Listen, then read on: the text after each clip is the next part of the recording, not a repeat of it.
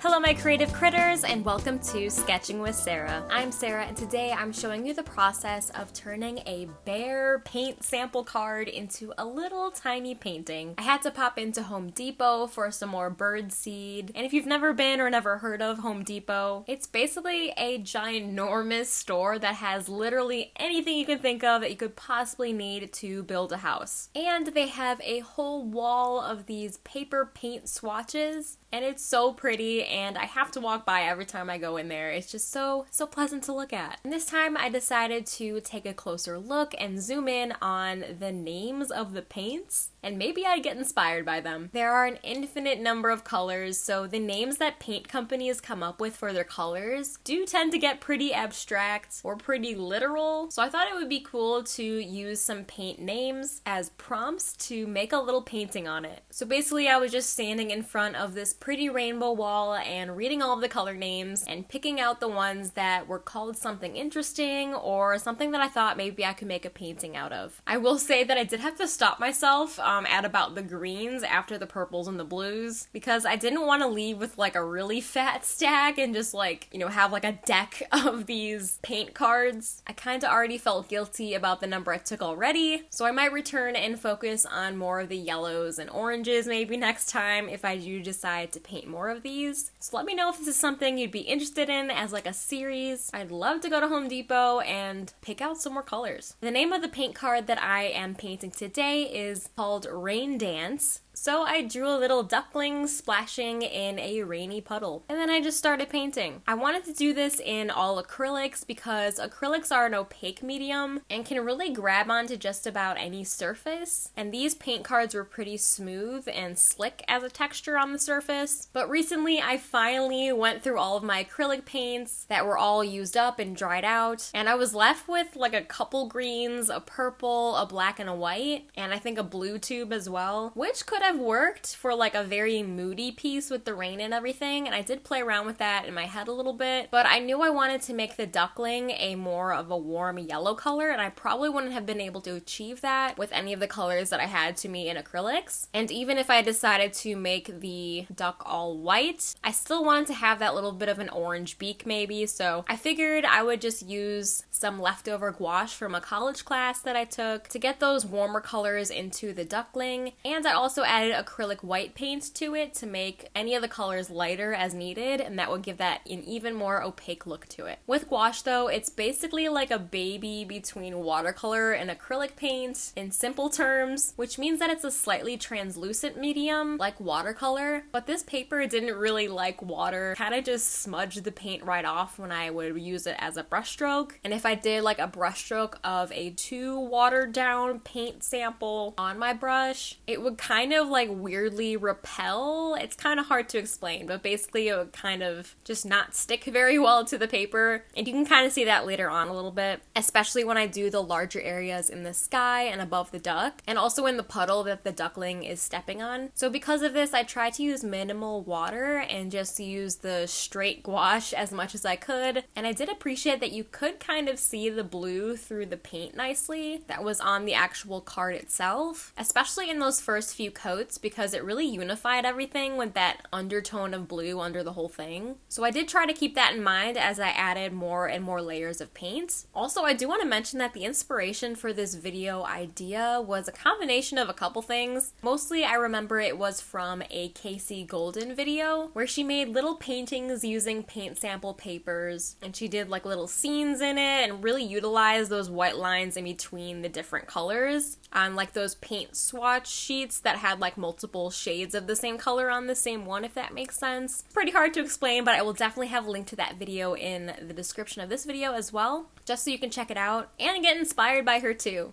So it was a mixture of that video as well as I know I saw like a viral video going around of someone painting directly onto Pokemon cards to continue the art of the Pokemon card to the rest of the card where it says like the Pokemon's attacks and all that good stuff. And I've always wanted to do that. I just don't have the guts to paint on any of my Pokemon cards. And I thought about maybe painting on some duplicates that I have, but even then I just don't know if I could. I know there are a bunch of different artists that do that painting on Pokemon cards concept now, And to be honest, I started being more and more drawn to collecting Pokemon cards specifically for the art. So it's really cool seeing people continue that beautiful artwork in the little panel of the card into the rest of the piece. I think it just makes it so amazing, and it's a lot of fun seeing the progression of just a little panel to the whole card. So like I said, I will be linking Kasey Golden's video in my description. And you guys better go check her out if you're not already subscribed, because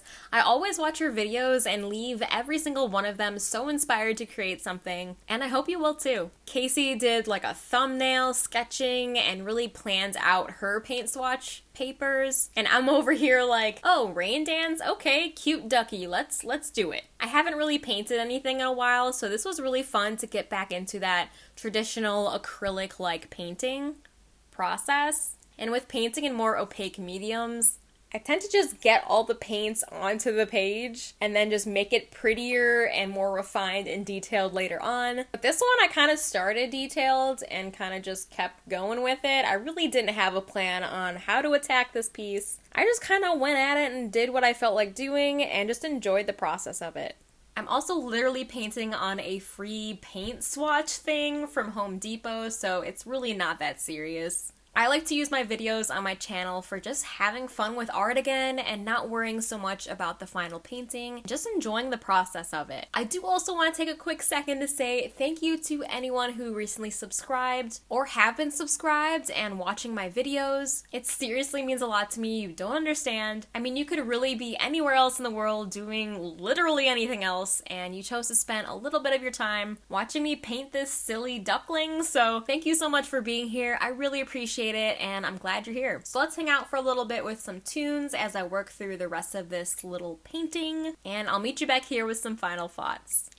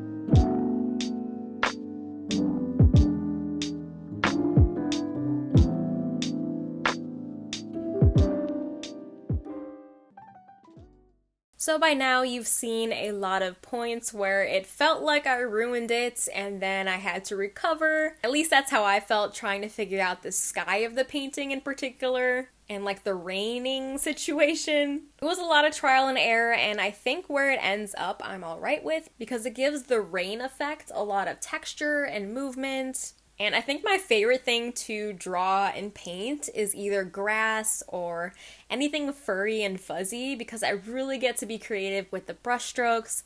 And I just enjoy that a lot. I don't paint water very often, but I did like the challenge and I found some really helpful references to help me out with that little puddle. And it was a good opportunity to study a little bit of water and something I wouldn't normally draw every day, let alone paint. The splashes in the puddles were probably my favorite to paint in this whole thing, and it sucks that I was probably too in the zone that I didn't move the camera as I was painting that part, but oh well. Now looking at it, I could go back in and darken the darks and add some more controlled details, but as I said, it's not that deep, and I had a lot of fun during the process of painting this, which is what matters most to me. Something that I've been trying to do recently is just normalize that it's okay to just paint something to just paint something. Sometimes I'll just think about how I used to love art so much, and then I went to art school and it sucked all the joy out of it because it became such a chore for me. And now that I've graduated art school, I'm trying to relearn how fun and carefree art can be, where there's no pressure and where the end product isn't the main focus. Don't get me wrong, I love completing pieces and that satisfaction of it and all of that good stuff, but like I said, I do try and make these videos as a more therapeutic outlet for myself and hopefully a little bit of entertainment for you and inspire you guys as well. I might end up making a whole dedicated video talking about the effect that art school had on me, and most of it is great, don't get me wrong, but there is just some things that kind of sucked. Let me know if you'd be interested in hearing me rant about that in a future video. And maybe I'll doodle some animal hybrids like last week. You guys really seem to enjoy my silly little animal combos, which makes me very happy because drawing them makes me happy. Anyway, if you made it this far, leave me a comment and let me know what color paint card should I do next. Also, I'm curious to know what comes to your mind when you think of rain dance. Let me know in the comments and let's chat. Also, don't forget to like this video if you liked it and subscribe for more art and animal related content. I upload a new video for you here every Friday, and I would love for you to become a creative critter with me and follow along on my YouTube journey. Thank you guys so much for watching, and I'll see you next Friday's video.